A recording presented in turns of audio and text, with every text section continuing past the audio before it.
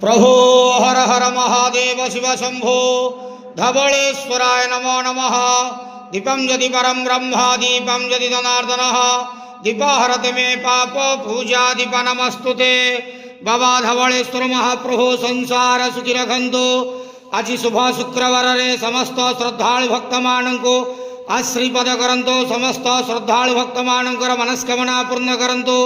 कर्म क्षेत्र उन्नति करंतु। ग्रहरिष्ठमान खंडन करंतु। जगतर मंगल करंतु।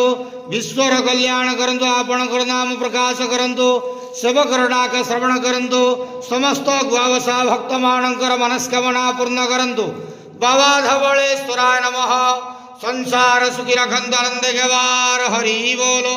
आज शुभ शुक्रवार रे समस्त श्रद्धालु भक्त मानक आशीर्वाद करंतु आनंद गवार हरि बोलो। हर हर महादेव शिव शंभु। बाबा धवलेश्वराय नमो नमः।